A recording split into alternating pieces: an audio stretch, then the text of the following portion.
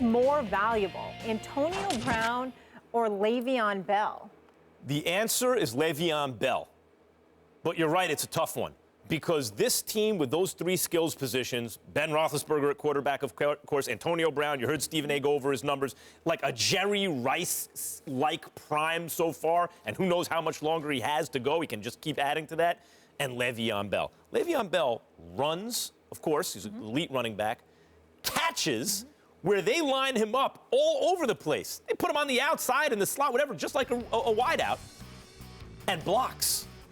And he does all of them really, really well. So the threat of him enables play action, and the reality of him allows you to control the clock. It's not that Antonio Brown's not great. Stephen A. will get into that.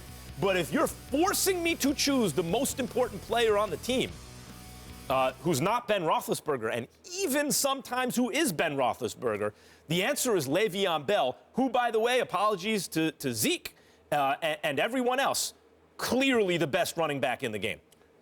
It's not even close. It's Antonio Brown. And I'm going to repeat myself. It's not even close. You are so wrong about this. Let me count the ways. Number one, Le'Veon Bell's missed 14 games in the last 2 years.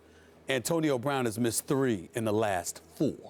I'm going to repeat that. Le'Veon Bell has missed 14 games in the last 2 years. Antonio Brown has missed 3 in the last 4. Second, and more importantly, who's the other wideout for the Pittsburgh Steelers that was suspended this last year? What's his name? Martavis Bryant. Because he couldn't stay off the weed. Remember him? Well, guess what? If you got him, you got a problem because, of course, you can't rely on him, right? So that's another category that elevates the importance of Antonio Brown. One's due to injury, one's due to weed, and we ain't even get to football yet. He needs the weed for the injury, Stephen A. I'm just saying, the weed, the injury, whatever, sure. Use that excuse.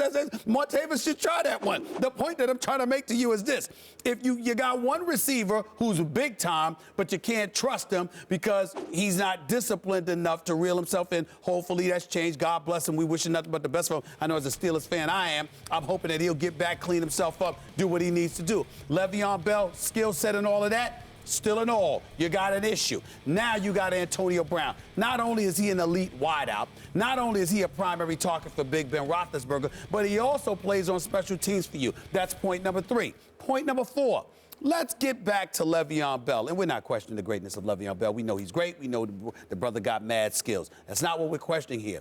But if you listen to the New England Patriots, what did they say to you? They said they would rather go up against a Le'Veon Bell as opposed to the Ezekiel Elliott's of the world or Tevin Coleman and Freeman in Atlanta. Why? Because those north-south hardcore runners that come at you, sometimes they're far more difficult to contain. They're far more difficult to deal with over the body of a 60-minute game than somebody who's as patient as Le'Veon Bell, picks his spots, but isn't the most explosive dude in the world. He's unreal in terms of his talent.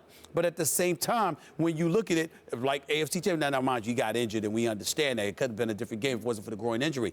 I'm just simply saying his style of running isn't always conducive, as Teddy Bruschi pointed out to us, what you would prefer to go against. You might prefer to go against somebody else other than him. With Antonio Brown, he's a triple threat, and on top of it all, he has the best ability of them all, and that is availability. Okay.